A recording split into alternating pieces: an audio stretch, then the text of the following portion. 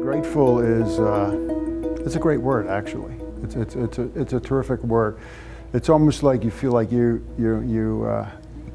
owe something to someone who has done something magnanimous, has done something spectacular, has basically moved the earth for you. Well, my name is Nick Buoniconti. I'm originally from Springfield, Mass. I'm a Massachusetts boy. Been a Massachusetts boy my whole life. And I was drafted by the Patriots. I was drafted almost as an afterthought because they drafted me in the 13th round, which meant basically that they were looking for me to be fodder for the team. Was selected to the all-time AFL football team, and then I was traded down to Miami. Everybody says, "Why did you go to Miami?" I said, "Well, I didn't really go to Miami. They sent me to Miami." As many people know, my son Mark was injured in a football accident in 1985, which rendered him a total quadriplegic. Fortuitously, again, you wonder how things happen. We were very fortunate. We moved him after 2 days in Johnson City down to Jackson Hospital down in Miami, and Dr. Green took over the care and saved Mark's life. And so that's how Mark ended up, thank goodness, getting to the right people. And as we know, as we know through Beth Israel, we know what happened when my stepson Justin was injured in Cambridge and was taken to the right place. We know when you're taken to the right place and you're getting the right medical care, then good things can happen. I'm sure every single day there's a life-saving event that takes place at Beth Israel. And I'm sure the person who receives the treatment or the family who oversees that the person gets that treatment is eternally grateful.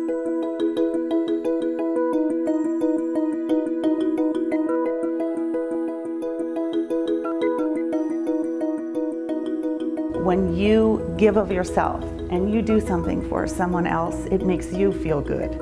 My name is Lynn Buoniconti, and I was born in Spring Lake, New Jersey, a little Jersey Shore town. Gratitude starts when you're really young. I think it's something from the time I was a little child when I had to say my prayers at night. Now I lay me down to sleep, and you said your prayers as a child, thanking all the people in your life that were important to you. Of course, as a child, it's a very small little handful. As an adult, the older you get, probably the list is so long when I go to sleep at night, it's better than counting sheep. By the time you get to this that grows and grows and grows and grows and grows, you're asleep. It was last November of 2008, the phone rang, and it was a doctor that wanted to know if I knew where my son was. He was a senior at Georgetown. I said, yes, I actually do know where he is. He's at Harvard this weekend visiting friends. Why? And he said, well, there's been an assault. He's been assaulted, and he's in a Boston hospital, and he's in very critical condition, and he may not make it, and you need to call the hospital right away. I handed Nick the phone because he has experience with this and I do not. And I handed Nick the phone, and it was a nurse at the emergency room at Beth Israel, and she assured Nick that Justin was getting the best care, that a Dr. Thomas was underseeing his medical treatment, and that he was in brain surgery at that particular time. First phone call from Beth Israel, where we spoke to that nurse, was very somehow reassuring in a world that's upside down. I flew here by myself because Nick was going to drive, but I was never by myself. They were encompassing. The nurses in the ICU were incredible.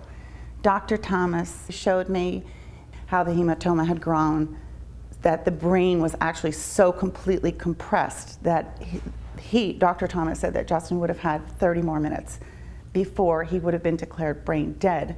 So here were Nick and I looking at my son now with the very possibility that he too would be paralyzed. I just think, like Nick said, you're in a place and a time for a reason.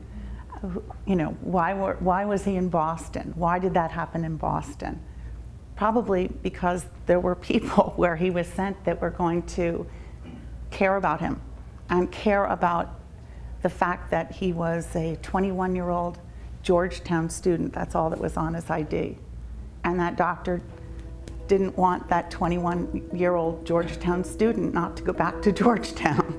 I'll be forever grateful to everyone at Beth Israel who made what could have been a very tragic thing turn into a wonderful, wonderful result for our family. I'll be forever grateful.